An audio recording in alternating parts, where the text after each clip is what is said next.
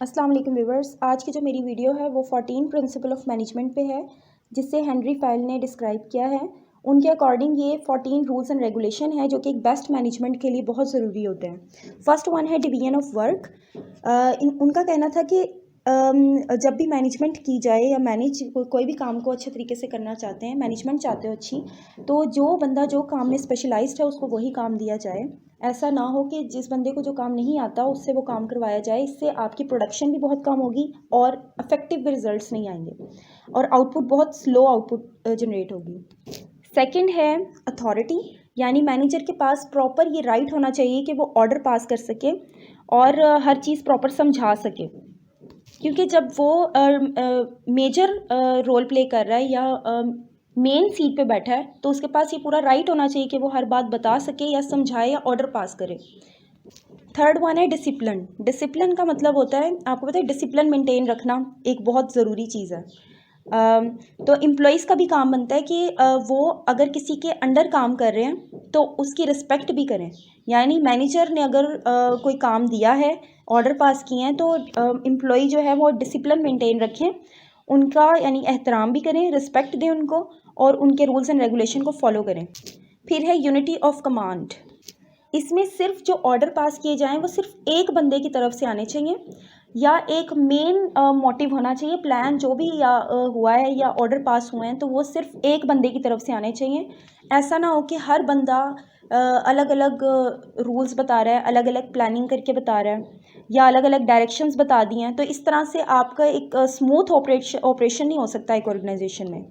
हर बंदा डिस्ट्रैक्ट होगा कि एक्चुअल में उसने करना क्या है। फिर है यूनिटी ऑफ डायरेक्शन। और ओवरऑल इसमें इसका मतलब होता है कि एक ऑर्गेनाइजेशन का प्लान एक होना चाहिए जिसके ऊपर एक ऑर्गेनाइजेशन काम कर रही है। मतलब कि स्ट्रैटेजीज बना रहे हो अगर किसी गोल को अचीव करने के लिए, तो उसके लिए जो प्लानिंग हो रही है ना वो एक होनी चाहिए, एक सिंगल प्लानिंग के ऊपर काम करना है ताकि उसके ऊपर इम्प्लीमेंटेशन हो तो वो सब एग्री हो उस चीज़ के लिए, सबको पता हो, सबको एक एम हो सबका, ताकि सब काम भी दिल से कर रहे हो और सबको रिजल्ट्स जो जनरेट करवाने हैं या जो भी अपनी परफॉर्मेंस देनी है वो एक प्लान को देखते हुए करें। क्योंकि जितने ज़्यादा प्लान्स होंगे, अलग अलग लोगों की सोच होगी, अलग अलग आइडियाज़ लेकर आएंगे, तो कोई किसी तरफ काम करेगा, कोई किसी साइड पे काम करेगा, जिससे जो ऑर्गेनाइजेशन के लिए अच्छा नहीं होगा। इसके बाद है subordination of individual interest to a general interest. इसमें है कि एम्प्लॉयज़ का, क्योंकि वो काम कर रहे हैं, परफॉर्म उन्होंने करना है, तो उन्होंने ऑर्गेनाइजेशन के ओवरऑल इंटरेस्ट को देखते हुए काम करना है, अपने पर्सनल इंटरेस्ट को नहीं देखना कि उनको जहाँ फ़ायदा हासिल हो रहा है तो वो काम करना शुरू कर दें। नहीं, इससे ऑर्गेनाइजेशन का काम ख़राब होगा। अगर वो फ़िलहाल थोड़े टाइम के लिए अपना यानी कि अपने इंटरेस्ट के लिए काम कर भी लेंगे ना, उससे फ़िलहाल तो उनको फ़ायदा हो सकता है, लेकिन ओवरऑल जब रिज़ल्ट्स ख़राब होंगे तो उनकी फायरिंग भी हो सकती है। फिर है रेमुनरेशन। रेमुनरेशन का मतलब होता है कि जो वर्कर्स जो काम कर रहे हैं उनको फेयर वेजेस पे करनी चाहिए। ऐसा ना हो कि उनसे काम ज़्यादा करवा रहे हैं, वर्कलोड भी बहुत ज़्यादा है और उनको रिलैक्स भी नहीं रखा हुआ और सैलरी भी बहुत कम दी जा रही है, उन्हें किसी किस्म की मोटिवेशन नहीं है, तो वो फिर दिल से काम भी नहीं करेंगे, एफर्ट भी नहीं करेंगे और बल्कि वो छोड़ के चले जाएंगे। तो उनको रिटेन रखना है तो मोटिवेट करना ज़रूरी है, उसके लिए उनको अच्छी सैलरी, अच्छा बोनस पे करना बहुत ज़रूरी है। इसके बाद है सेंट्रलाइजेशन। सेंट्रलाइजेशन का मतलब होता है कि जब भी कोई भी डिसीजन हो रहा हो, कोई भी प्लानिंग हो रही हो, तो उसमें सबऑर्डिनेट इन्वॉल्व नहीं होते। जितने भी प्लानिंग होगी या जो भी डिसाइड होगा वो सब टॉप लेवल मैनेजर की तरफ से ही डिसाइड होगा और वो सारे सबऑर्डिनेट्स या वर्कर ने वो रूल्स फॉलो करने हैं या लोअर लेवल मैनेजर ने वो रूल्स फॉलो करने हैं। इसके बाद है स्केलर चेन। स्केलर चेन का क्या मतलब होता है कि अथॉरिटीज़ जो हैं वो फ्रॉम टॉप लेवल मैनेजर से लोअर लेवल मैनेजर के पास होनी चाहिए। क्योंकि कभी ऐसा नहीं हो सकता कि एक छोटी पोस्ट पे एक बंदा हो, वो टॉप लेवल मैनेजर को या बड़ी पोस्ट के बंदे को ऑर्डर पास करे और वो उसको करेगा भी, ऐसा नहीं हो सकता। तो एक चेन बनी होनी चाहिए कि जो हाई पोस्ट पे है वही ऑर्डर पास करेगा और उसके बाद जो उसके नीचे जो बंदा काम कर रहा है उसके पास जो जिसको ऑर्डर देने का राइट है वो बस उसी को ऑर्डर पास कर सकता है। तो ये चेन एक प्रॉपर वे में होनी चाहिए, इससे किसी किस्म की कन्फ्लिक्ट भी नहीं होगी और ऑर्गेनाइजेशन अपनी डायरेक्शन पे स्मूथली ऑपरेट कर सकती है। उसके बाद है ऑर्डर। ऑर्डर का मतलब होता है काम कोई भी काम अगर ऑर्गेनाइजेशन का हो रहा है तो उसके लिए right place and right person available होना चाहिए। ऐसा ना हो कि आपने सब कुछ सोच लिया है, काम भी स्टार्ट करने का सोच लिया है, लेकिन आपके पास मटेरियल अवेलेबल नहीं है, या मटेरियल आपके पास है लेकिन उसको मटेरियल को यूटिलाइज करने के लिए बंदा आपके पास नहीं है, तो आपका काम जो है वो रुक जाएगा और फिर आपकी प्रोडक्शन लेट हो सकती है।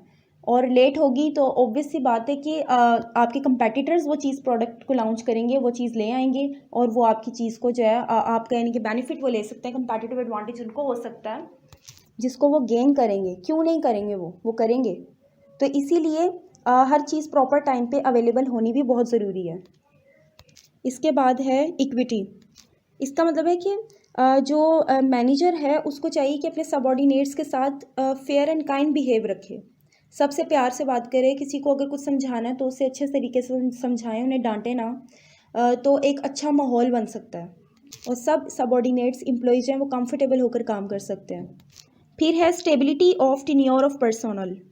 इसका मतलब होता है कि पहले से प्री हायरिंग करके रखनी है कि अगर कोई बंदा चला जाएगा तो उसकी जगह न्यू हायरिंग जल्दी हो सके। ऐसा ना हो कि काम रुक जाए और फिर न्यू बंदे की हायरिंग तक के लिए प्रोडक्शन स्टॉप हो जाए, वो फिर आपका मेन मोटिव पूरा नहीं हो सकता। तो इसके लिए भी पहले से प्री प्लान्ड होना ज़रूरी है। उसके बाद है इनिशिएटिव। इसमें है कि एम्प्लॉयज़ को जो काम दिया गया है, क्योंकि उनको मोटिवेट भी किया जा रहा है, वो उनको सैलरी भी दी जा रही है, उनसे फ्री में तो कोई काम नहीं करवाया जा रहा, इसीलिए एम्प्लॉयज़ का भी कुछ काम बनता है कि जो उनको काम दे दिया गया है, जो प्लान उनको बता दिया गया है, तो वो अपनी फुल एफर्ट करें और दिल से काम करें ताकि काम भी अच्छा हो सके और एट दी एंड रिजल्ट्स अच्छे आ सकें। उसके बाद है स्पिरिट दे कॉप्स। इसमें होता है कि टीम जितनी भी काम करी है एक ऑर्गेनाइजेशन के अंदर, उन सब में यूनिटी होनी चाहिए, एक जैसे मतलब सोच एक होनी चाहिए, एक दूसरे के साथ अच्छा बिहेव होना चाहिए ताकि ओवरऑल ऑर्गेनाइजेशन में सब मिलकर काम कर सकें, उन सब की अच्छी बॉन्डिंग हो सके। व्यूअर्स, अगर आपको मेरी वीडियो अच्छी लगी हो तो लाइक कीजिएगा, शेयर कीजिएगा, सब्सक्राइब कीजिएगा।